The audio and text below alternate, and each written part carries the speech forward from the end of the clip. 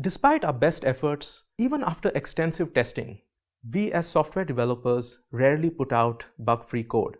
In this lesson, we will look at a type of debugging technique used throughout the software industry called statistical debugging. Statistical debugging harnesses the power of the user base to catch the bugs that slip through the in-house testing process.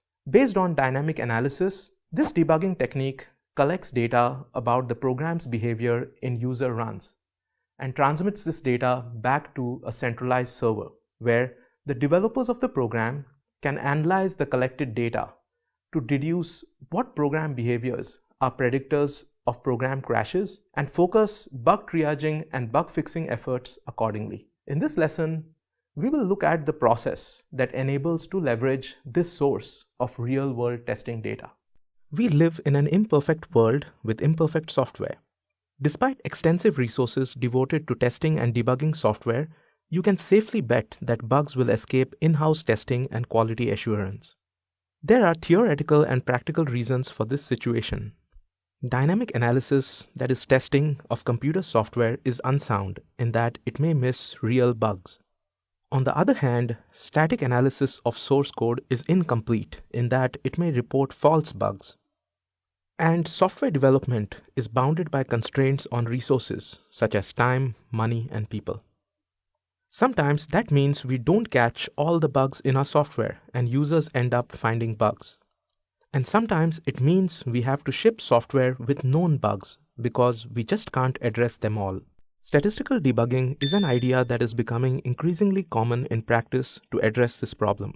When you have installed software such as Chrome or even an operating system such as OS X or Windows, you have likely seen messages like these.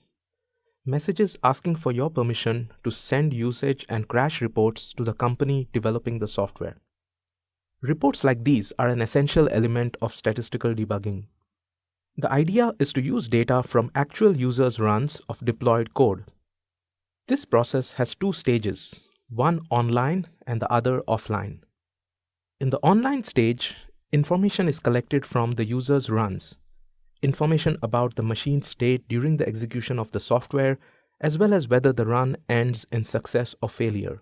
This information is then transmitted back to the development company. In the offline stage, the company analyzes the data transmitted by many different users to find bugs in the program. Effectively, these runs are to software what black boxes or flight recorders are to airplanes. They record the data prior to a crash, which can be analyzed later to determine the cause of the crash.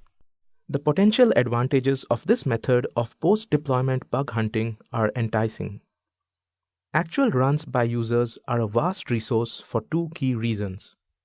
First, they allow to effectively crowdsource testing to the user population, which not only saves the resources for testing software in-house, but also the real runs can greatly outnumber the test runs that can be performed in-house.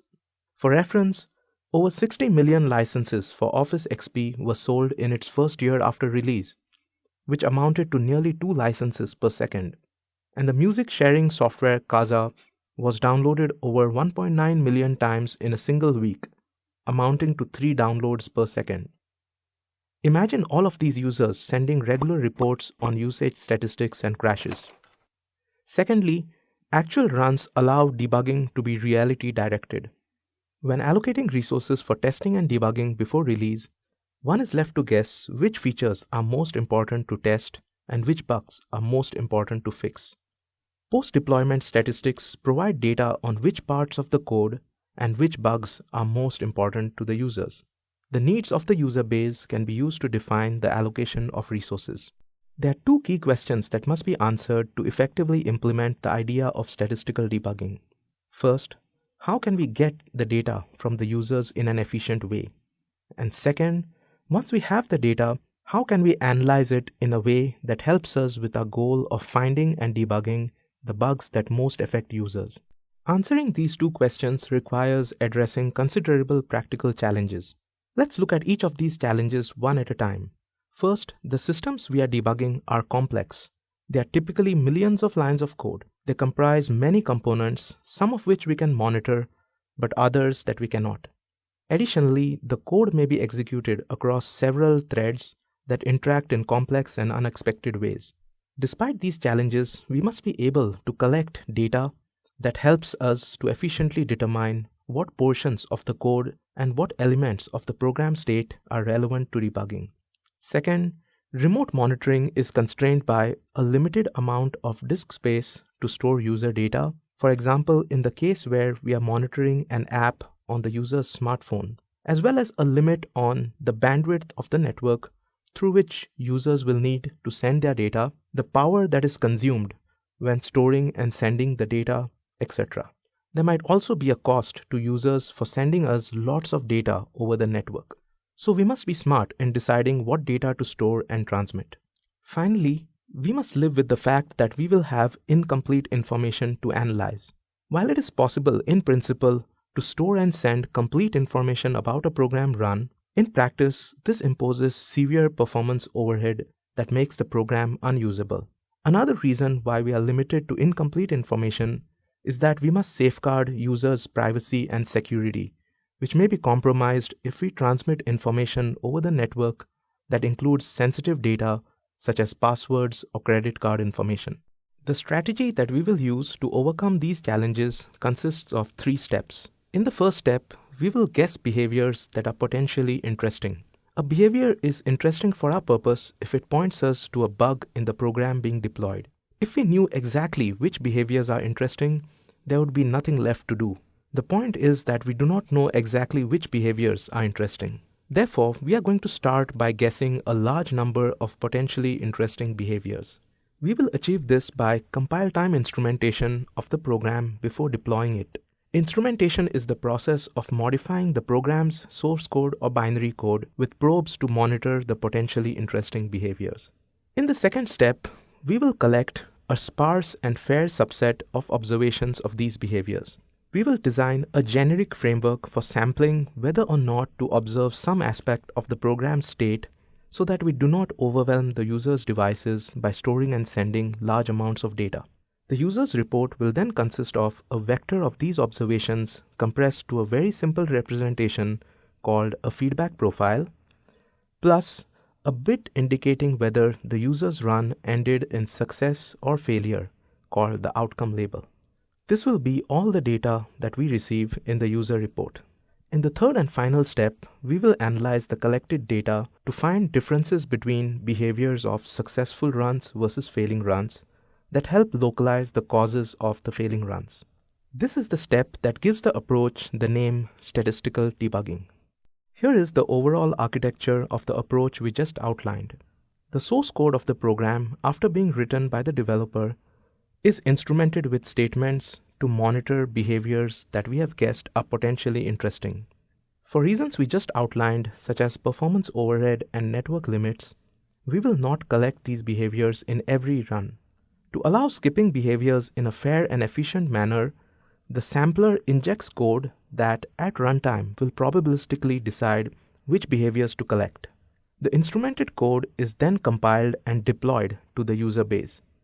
During user runs of the program, behavior feedback profiles are created along with bits indicating the success or failure outcome of the run, and these profiles are then transmitted back to the developer's database. The developer can then perform statistical analysis on this data to determine which bugs are the most important and what their likely causes are. Notice that unlike the other software analysis and testing techniques in this course, this approach does not require a formal specification in order to find bugs. Users merely need to indicate whether their run succeeded or failed. Such an indication can even come automatically instead of from the user.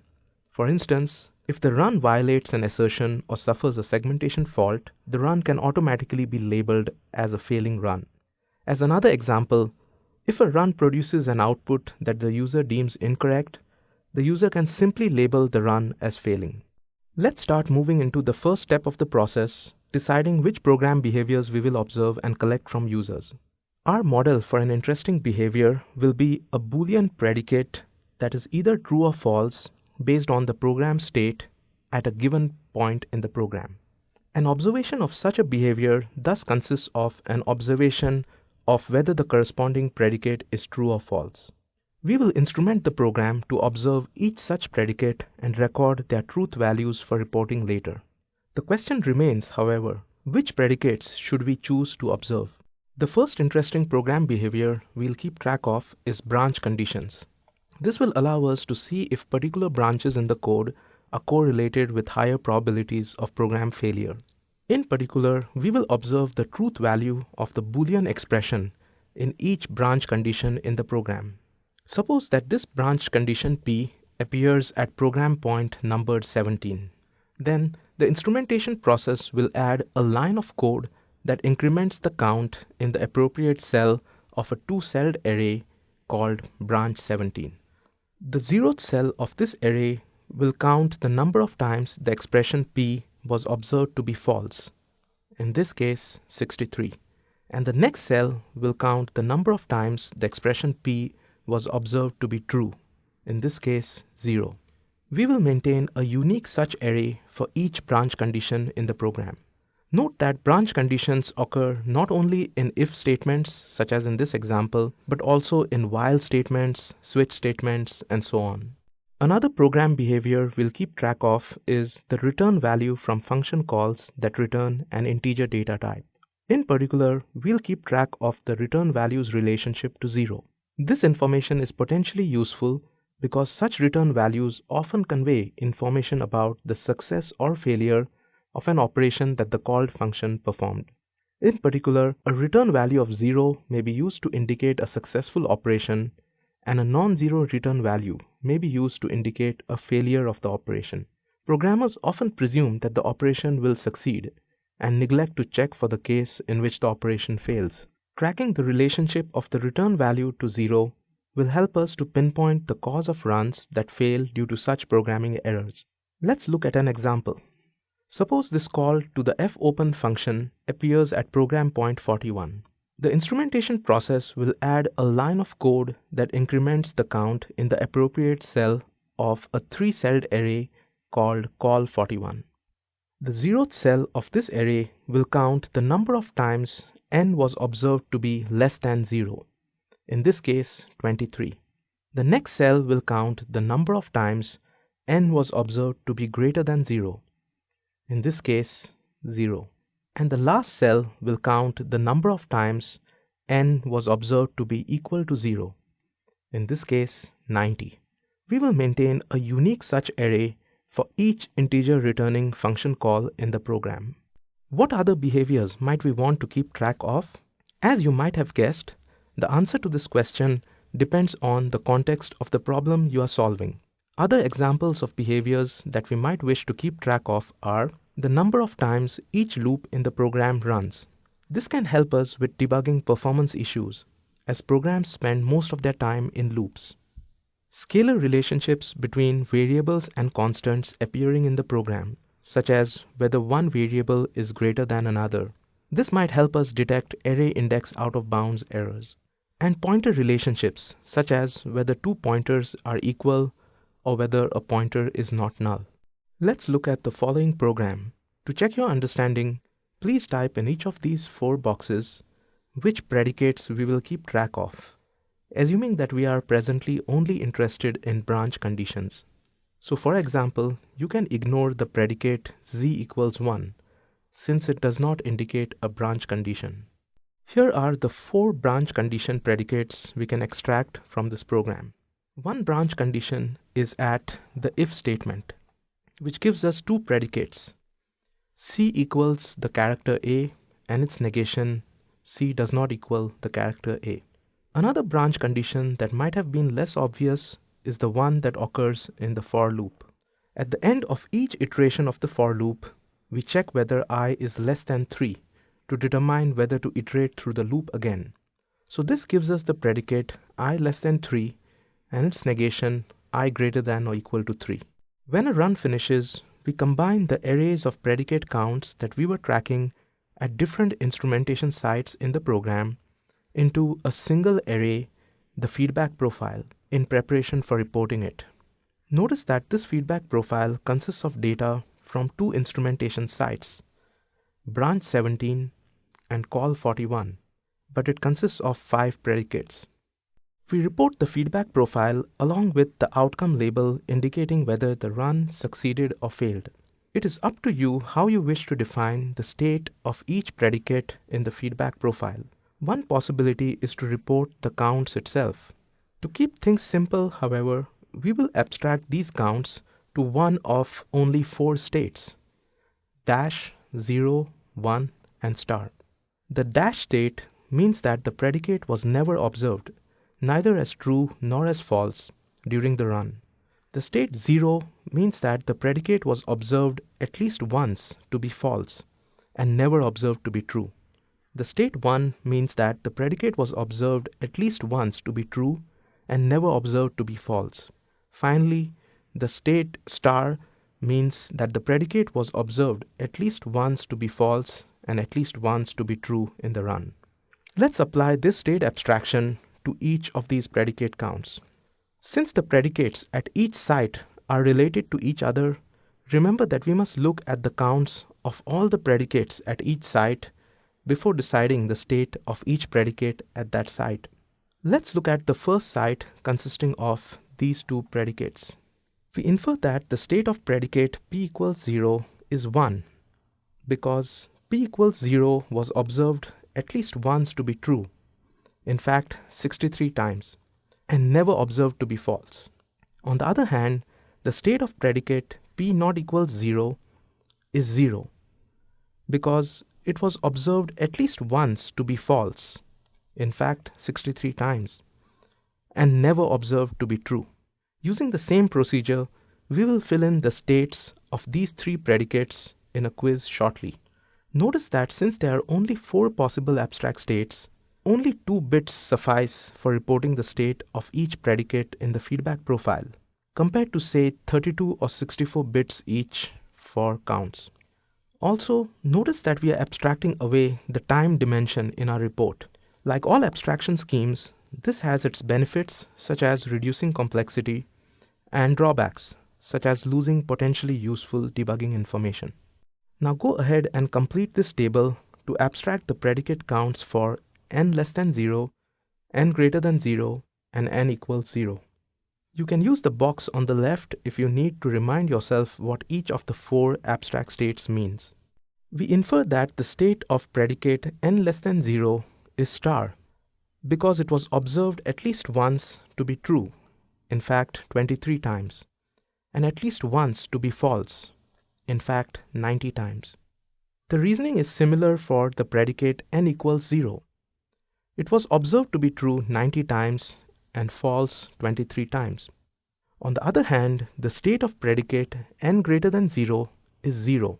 This is because it was observed at least once to be false, in fact 90 plus 23 times, but never observed to be true. Next, let's see how these predicates would be reported in a feedback profile in 2 different runs of this program. One in which the 3 characters read by getC are B, B, and A, and another in which the 3 characters read by getC are B, B, and B. For each of these 4 predicates, enter dash, 0, 1, or star as appropriate. Use the assertion's outcome as the outcome label for the run.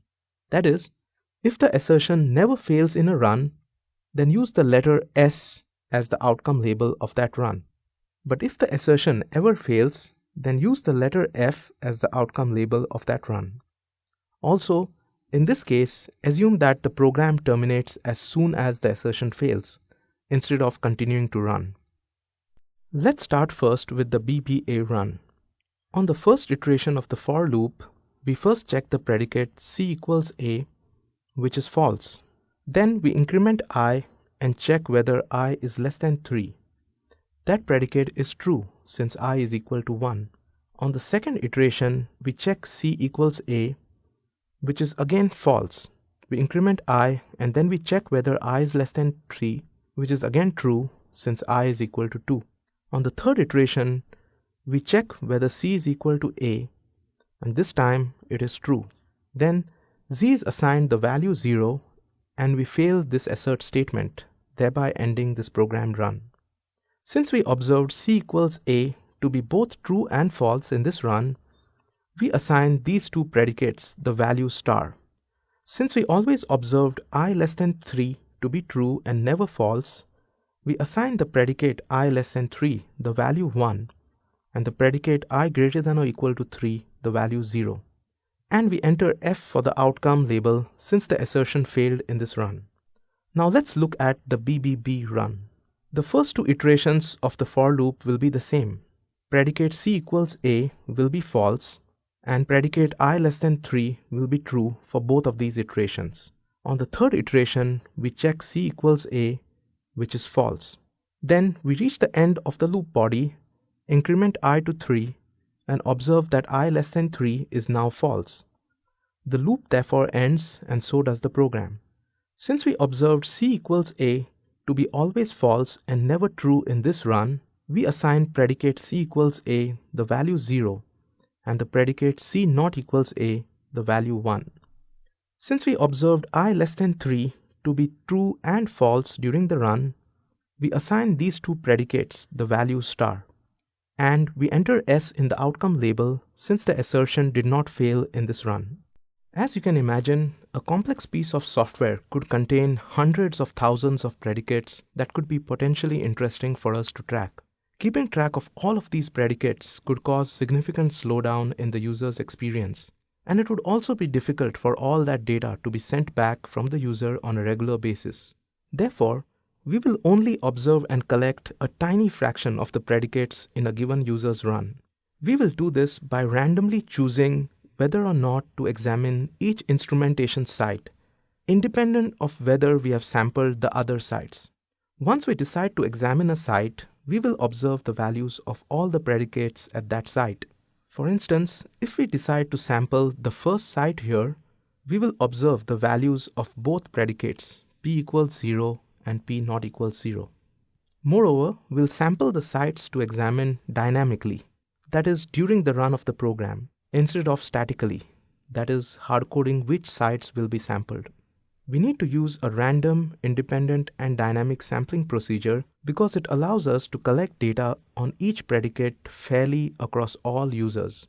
This will keep our data from inaccurately representing the rarity of events, which will be important to our statistical analysis of the data later on. A dynamic sampling system must define a trigger mechanism that signals when a sample is to be taken. Let's look at one candidate mechanism, which is to toss a coin at each instrumentation site. Suppose we want to sample at a sampling rate of 1%, that is, we want to observe on average only one site out of every 100 sites in a run. We might use some sort of random number generator that produces an integer between 0 and 99 at each site, and then only increment the count of the appropriate predicate at that site if the random number generator produces, say, 0. Unfortunately, this approach ends up being inappropriate for our needs, since it will cause a significant loss in performance to add a random number generation and an integer comparison at each instrumentation site. In fact, it is slower than unconditionally tracking all predicates whose overhead we set out to reduce in the first place.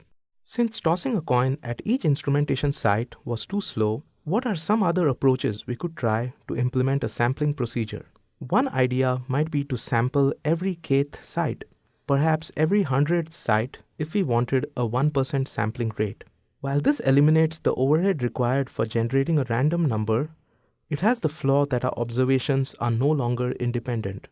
For example, if it were the case that every other iteration of a loop had a site with a predicate indicating incorrect program behavior, and we only sampled every 100th site, then it would never sample that predicate if the program always enters the loop after having observed an odd number of sites. Another idea is to use a periodic hardware timer or an interrupt to decide when to sample a site. While this approach may suffice when hunting for large performance bottlenecks, however, it may systematically miss rare events. Also, this approach is not portable across systems using different hardware.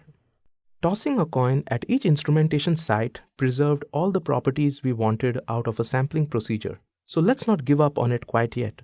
In general, our sampling rates are going to be low, perhaps only 1% of the sites reached in a run will be sampled. Since we'll have such a small number of observations, a promising strategy is to amortize the sampling cost by predicting the time until the next sample. This strategy can be implemented as countdown values selected from a geometric distribution that gives a random number of tails, that is zeros, with the same distribution between occurrences of heads, that is ones. This distribution of runs of tails is close enough to the distribution we'd observe if we had instead flipped a coin with a 1% chance of heads many times in a row. This gives us a way of knowing ahead of time how many sites we will need to skip before making our next sample. For example, with a sampling rate of 1 in 5, 3 numbers drawn from the geometric distribution might be 5, 3, and 4, indicating that our first sample site will happen after skipping 5 sites, our next sample will happen after skipping 3 more sites, and our next sample will happen after skipping 4 more. We will utilize this knowledge of how many sites we'll skip before our next sample by making 2 copies of each loop-free section in the program we are instrumenting. For example, if we have a section of code that we know contains just 2 sites of interest, then we'll surround this code by an if-else block. In one block, we'll have the bare code with sites not instrumented at all. In the other block, we'll have the same code with the instrumentation sites. If upon reaching the if statement, there are 2 or more sites remaining to be skipped before the next sample occurs, the program will run the uninstrumented code, which avoids the checks associated with performance decreases. On the other hand, if there are fewer than 2 sites to be skipped before the next sample, the instrumented code will be executed, with the countdown variable being decremented at each instrumentation site until it reaches 0. At that point, the site will be sampled, the countdown variable will be reset according to the geometric distribution, and the program will continue executing. This gives us a performance advantage while still being able to choose sites in a random, independent, and dynamic manner. This does come at the cost of up to a 2-fold increase in the size of the code. With sampling in place, let's see what the feedback report looks like. As before, it consists of a vector of predicate states, each either dash, 0, 1, or star. But this time, each predicate state is sampled as opposed to exact. And of course, we have the success or failure outcome label of the run as before. While sampling introduces noise in the vector of predicate states, we can still be certain of what we did observe, although we may miss some events. We'll make this statement precise in the following quiz. More significantly, given enough runs, the impact of noise diminishes further as samples begin to approximate reality. What this means is common events are seen most often despite sampling, and even rare events will be seen at a proportionate rate. We haven't yet precisely outlined the possible states that might be recorded for a predicate P due to sampling. Let's do this in the form of a quiz. Suppose the first column of this table shows the actual state of predicate P in a run without sampling. Check all possible states that we might record for predicate P due to sampling. As a hint, let's determine the possible states that might be recorded when the actual state of predicate P is 1. In other words, P is a predicate that is always true in the run we are looking at. Clearly, we might get lucky and end up observing P at least once, in which case we will find that its value is true and therefore we will record its state as 1. But we might get unlucky and never observe P, in which case we will record its state as dash. This case suggests how noise or uncertainty creeps into the feedback report due to sampling.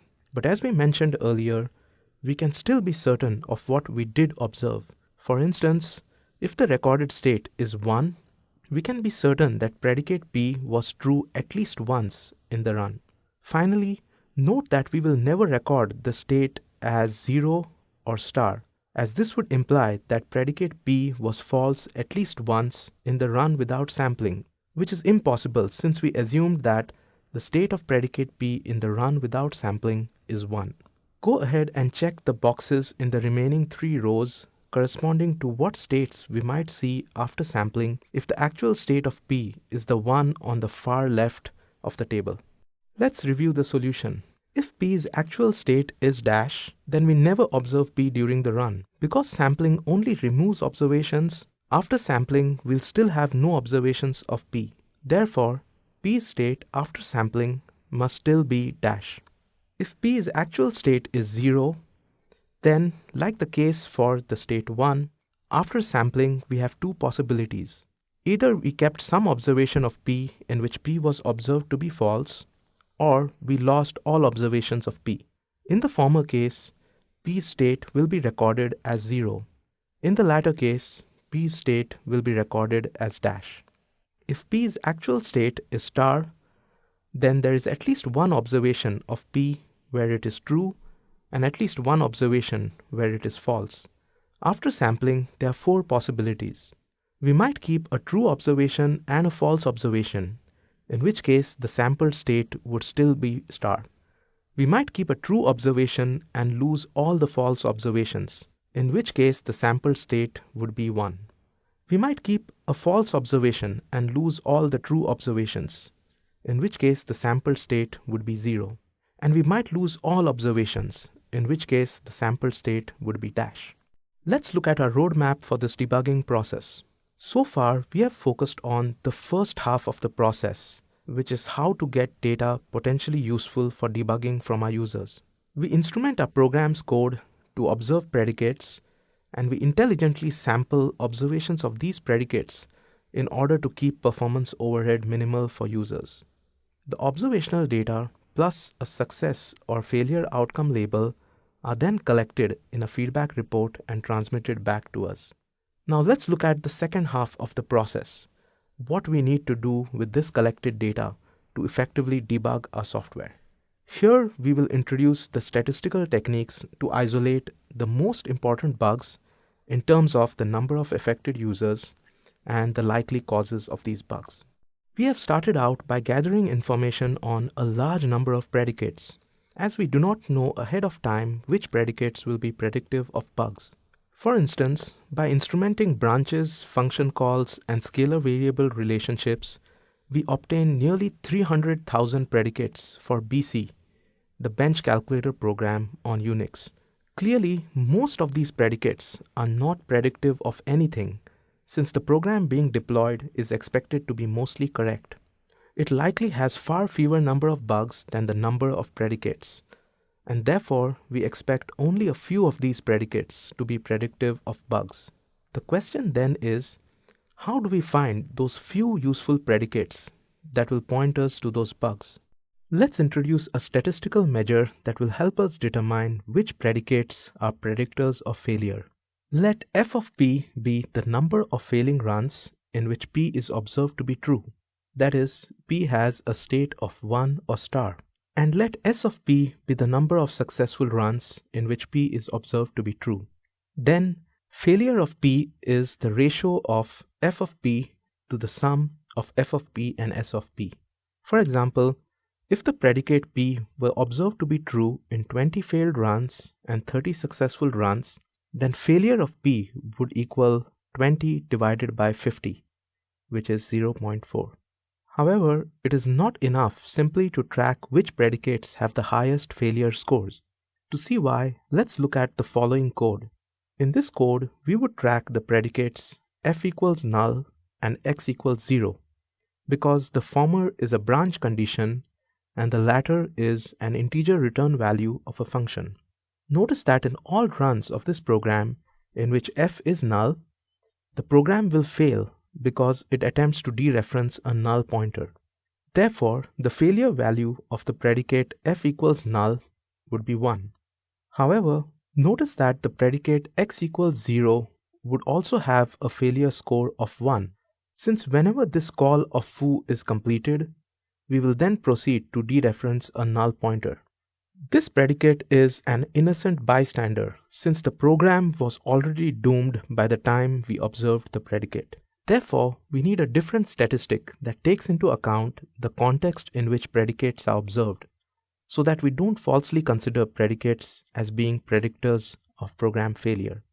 This is the motivation for the context statistic, which measures the background chance of program failure regardless of what we observe the value of a predicate to be. Let f of p observed be the number of failing runs in which p was observed to be either true or false. That is, in which p had a state of 0, 1 or star, but not dash. And similarly, let s of p observed be the number of successful runs in which p was observed to be either true or false. Then, context of p is defined to be the ratio of f of p observed to the sum of f of p observed and s of p observed. For example, if a predicate p were observed in 40 failed runs and 80 successful runs, then context of p would equal 40 divided by 120, which is 1/3. With the definitions of failure and context in place, we can form a useful metric of how well a predicate predicts the failure of a run. Define increase of p to be the difference of failure of p and context of p. We can think of increase of p as a form of likelihood ratio testing. Increase of p can range from -1 to +1. If p's failure score is close to 1, then either there were no successful runs where p was true, or there must have been many more failing runs in which p was true than successful runs. And if additionally p's context score is close to 0, then there must also have been many successful runs in which p was false. So if p's increased score is near 1, it means that p is highly correlated with the failure of a run. On the other hand, if p's failure score is close to 0, then either there were no failing runs where p was true, or there must have been many more successful runs in which p was true than failing runs. And if additionally p's context score is close to 1, then there must have also been many failing runs in which p was false.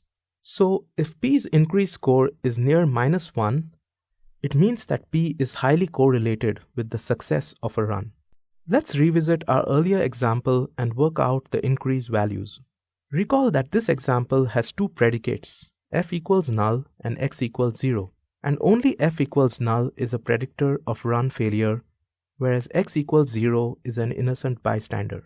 But these two predicates are indistinguishable based on their failure values alone, since they both are observed to be true on all failing runs of the program.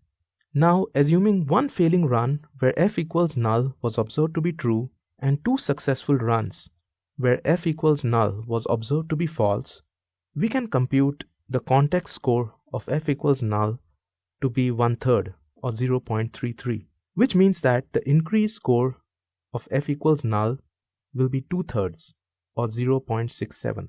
This indicates that when f is null, there is a much higher chance of run failure than usual. On the other hand, in the two successful runs in which f is not equal to null, we never observe the predicate x equals 0. Since there is just one failing run in which the predicate x equals 0 is observed, and no successful run in which the predicate is observed, the context score of predicate x equals 0 is 1. This means that the increased score of the predicate is 0, indicating that when x is 0, there's little, if any, change in the probability of run failure. So the predicate x equals 0 is not blamed for causing this program to fail. Now let's look at the predicates from our previous example program. Previously, you recorded the state vectors for these 4 predicates over 2 different runs of the program. As an example, we have filled in the row for the predicate c not equals a. There's one failing run and one successful run in which this predicate was true. Therefore, its failure score is half or 0.5. However, since there's one failing run in which it was observed and one successful run in which it was observed, the predicate's context score is also half. Therefore, its increase is 0, indicating that the truth of c not equals a does not have a significant effect on the failure rate of the program beyond its background probability of failure. Now, to check your understanding, compute the failure, context, and increase metrics for the remaining 3 predicates. Let's start with the first predicate c equals a. There was one failing run in which we saw this predicate was true, and there were no successful runs in which we saw the predicate was true. So the failure score is 1. Next, for its context score, there was one failing run in which the predicate was observed, and there was also one successful run in which the predicate was observed. So the context score is half. Thus, the increased score of this predicate is half, indicating that there is a higher chance of program failure when this predicate is true. If we were to do more runs of the program, this increased score would likely become even higher. For the third predicate, I less than 3, there was one failing run in which the predicate was true and one successful run in which it was true, and so its failure score is half. Since these were also the only observations we made of the predicate, the context score will likewise be half. Thus, just like the predicate C not equals A, this predicate's truth is not associated with any significant change in the probability of a run's success or failure. Now let's look at the fourth predicate I greater than or equals 3. Since there are no failing runs where this predicate is true and one successful run in which it is true, its failure score is 0. However, since it was observed in one successful and one failing run, its context score is half, and so its increase is negative 1/2. This means that if I greater than or equals 3 is true, then the probability of run failure goes down. This makes sense because in the code, observing I greater than or equal to 3 to be true means that the for loop has ended, leaving no room for violating the assertion and crashing the program. Looking at the increased scores, we can now see which program behavior is a strong indicator of failure. When the character returned by getC is a lowercase a, then something happens that tends to cause the program to fail. This allows us to focus our debugging effort on inspecting the code around that program point, rather than the crash point. This is a desirable property of the increase metric. It tends to localize bugs at the point where the condition that causes the bug first becomes true, rather than at the crash point. This example suggests an algorithm for automatically identifying predicates that are the best indicators of failure, such as C equals A. The algorithm consists of 2 steps. First, it discards all predicates whose increase score is less than or equal to 0. As we saw in the previous example, these are predicates that are not correlated or inversely correlated with failing runs. These include bystander predicates, predicates that are correlated with successful runs, and so on. For various reasons such as the use of sampling, the presence of rarely executed parts of the code, or the scarcity of failing runs, the increased scores for certain predicates may be based on few observations of those predicates. It is therefore important to attach a confidence interval to the increased scores. Since the increase metric is a statistic, computing a confidence interval for the underlying parameter is a well understood problem. Then, the revised condition for discarding a predicate in this step is if the lower bound of the 95% confidence interval based on the predicate's increase score is less than or equal to 0. In addition to the predicates discarded by the earlier condition, this revised condition also discards predicates that have high increase scores but very low confidence because of few observations. In the second step of the algorithm, we simply sort the remaining predicates by their increase scores, again using the lower bound of the 95% confidence interval based on the increase scores. We then output the sorted list of predicates along with the increase scores. These predicates constitute likely causes of the failing runs, while their increase scores serve as a determinacy metric. That is, the higher ranked a predicate is in the list, the more deterministic is the failure when that predicate is true. Let's look at the operation of this algorithm on our previous example. In the first step, the algorithm discards predicates with increased scores less than or equal to 0. This amounts to discarding predicates C not equals A, I less than 3, and I greater than or equal to 3. Recall that these predicates indeed are not indicators of this program's failure. In the second step, the algorithm outputs the only remaining predicate C equals A. along with its increased score of 0.5. Notice that there is nothing to sort in this example, as only one predicate is retained after the first step. Let's look at a more realistic example next, where multiple predicates are retained. The following code snippet is from BC, the bench calculator program in Unix that we talked about earlier. Assume that we are tracking scalar relationships between integer valued variables such as index and scale, besides other kinds of predicates. The top ranked predicates, all comparisons between the index variable and some other program variable at the highlighted line of code, suggest that this program's failure is strongly correlated with the index variable growing very large. Looking at this report, one can infer that the most likely explanation is that when this variable grows very large, it exceeds the bound of the buffer named arrays. This in turn results in nulls being written to unintended memory locations and crashing the program non-deterministically. This suggests that variable v_count is likely not the real bound of this buffer. A closer inspection reveals that this is indeed the cause of the bug, and the bound should have been the variable a_count instead of the variable v_count. This happens to be a classic copy-paste error wherein this code snippet is copied from another location in the same program, and the old variable v_count was not renamed to the new variable a_count. Great, using the increased score works. Well, at least it works for programs with a single bug. But real-world programs tend to have more than one bug, and moreover, the effects of these bugs may be interrelated. In such cases, the algorithm we just saw outputs lots of redundant predicates with high increase values, which is a major problem as it fails to focus the debugging effort.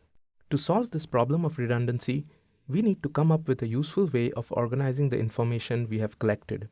One way this can be done is by arranging the metrics into a thermometer.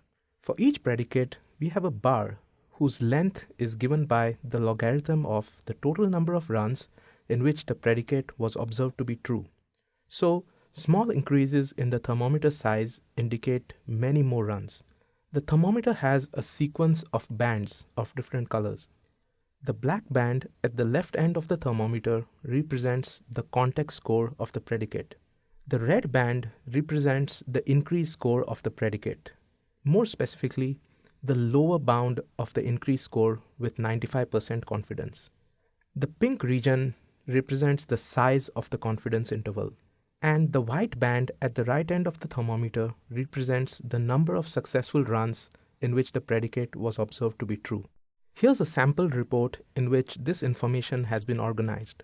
Recall that these predicates are sorted by increased scores, which in turn are proportional to the red portions of the thermometers.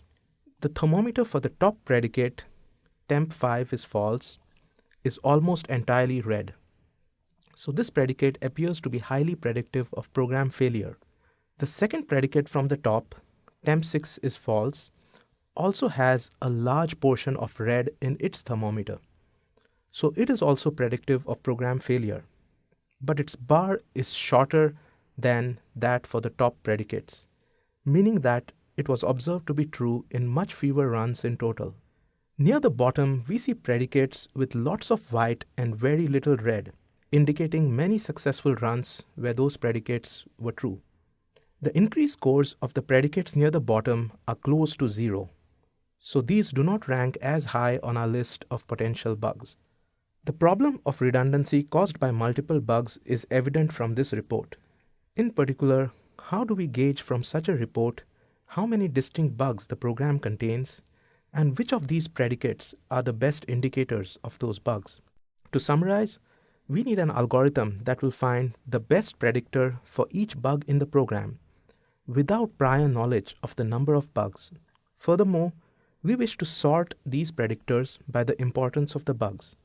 Identifying the best predictor of each bug will help to focus our debugging effort in identifying the bug, whereas sorting these predictors by importance will allow us to prioritize our debugging and patching efforts towards the bugs that affect the most users.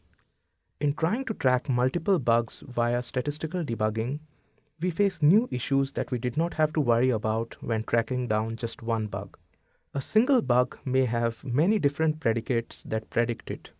On one hand, we only need one predictor in order to start the process of debugging. On the other hand, tracking correlated predictors might reveal extra information useful for the debugging process. Another issue is that bugs occur on vastly different scales. Some bugs are much more common, and their predictor predicates may overwhelm other predicates that predict less common problems in the program.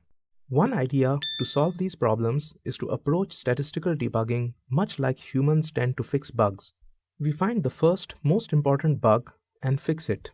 Then we look at the program to see what the next most important bug is, fix it, and repeat. We will use this basic procedure to manage our statistical debugging algorithm in a way that prioritizes common bugs but does not lose track of the rarer bugs. These rarer bugs will bubble up to the top as the algorithm simulates fixing the common bugs. Let's revise our earlier statistical debugging algorithm to now handle programs with multiple bugs without prior knowledge of the number of bugs.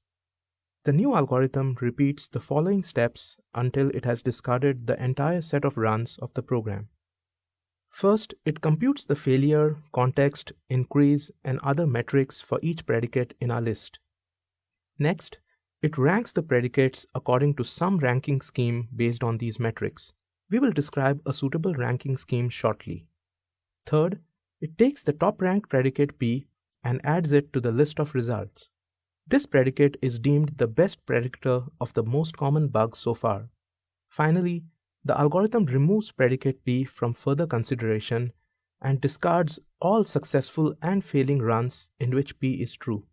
This has the effect of simulating fixing the bug predicted by P. Removing these runs reduces the rank of predicates correlated with P, allowing predictors of other bugs to rise to the top. Once we have discarded all runs, then we end the algorithm. There's one more problem we'll need to overcome: picking the right way to rank the predicates in step 2. Let's take a look at a few different ranking strategies and arrive at one that works well in practice. One strategy is to rank the predicates by the increase metric. While this does give us predicates with high increase scores, it tends to give us predicates that explain relatively few failing runs. We call these types of predicates as sub-bug predictors because each of them tends to predict a special case of a more general bug. In this sample report sorted by increase scores, each of these predicates has a high increase score close to 1, but each of them also explains relatively few failing runs, ranging from only 10 to 23 failing runs out of over 5,000 failing runs in total. These small numbers of failing runs strongly suggest that these predicates are sub-bug predictors. A natural second strategy then is to rank predicates by the number of failing runs in which they are true. In contrast to the previous strategy of ranking by the increase metric, this strategy gives us predicates that ostensibly explain large numbers of failing runs but have low increase scores. That is, these predicates are true in many more successful runs than the many failing runs in which they are true. We call these types of predicates as superbug predictors because they tend to cover several different bugs together. In this sample report sorted by the number of failing runs, each of these predicates is true in a large number of failing runs, ranging from around 3,700 to 5,000 each. But these predicates also have very low increase scores, barely above 0. This is corroborated by the fact that these predicates are also true in many successful runs, ranging from 4,800 to over 22,000. These numbers strongly imply that these predicates are superbug predictors. To resolve this problem, let's look at an analogy from the field of information retrieval, which defines two concepts: precision and recall. Precision is the fraction of retrieved instances that are relevant, whereas recall is the fraction of relevant instances that are retrieved. Translated into our setting, retrieved instances are analogous to predicates that our algorithm reports as bug predictors, whereas relevant instances are analogous to predicates that are the actual bug predictors. Achieving high precision or high recall alone is trivial. For instance, if we do not report any predicates as bug predictors, we trivially have high precision but low recall. Likewise, if we report all predicates as bug predictors, we trivially have high recall but low precision. Our goal is to report exactly those predicates which are actual bug predictors, which amounts to achieving both high precision and high recall. Returning to our metrics, increase of p has high precision but low recall, whereas f of p, the number of failing runs in which p is true, has high recall but low precision. The standard solution to achieving both high precision and high recall is to take the harmonic mean of these two metrics. In other words, 2 divided by the reciprocals of increase of p and f of p. In this metric, predicates with high scores in both dimensions will have a harmonic mean of close to 1, whereas having a low score in either dimension will greatly reduce the harmonic mean and therefore the ranking of the predicate. And as you can see, using the harmonic mean works. Using it as our ranking criterion in the revised algorithm leads to our top predicates having both a large number of failing runs and a large increased score. So the large increased score was likely not due to a low number of samples. This gives us an excellent place to start in our hunt for bugs. As we end this lesson, let's take a moment to review the concepts you have learned. The main idea behind this lesson is that statistical debugging takes advantage of the multitude of users running live tests on software through their everyday use of the software, and we can take advantage of these tests to find and fix the bugs that most affect the user's experience. We saw how to model program behavior by observing certain predicates on the program state at given points in the program. And we used this model to abstract away much of the complexity of program state while maintaining sufficient information to locate sources of bugs. We saw how to reduce the impact of these observations on users' experience by using a sampling framework that amortizes the cost of randomly deciding whether or not to sample an observation. The errors caused by lost information in these samples are mitigated by the large number of users we collect reports from. We defined metrics to rank predicates' importance to our debugging efforts.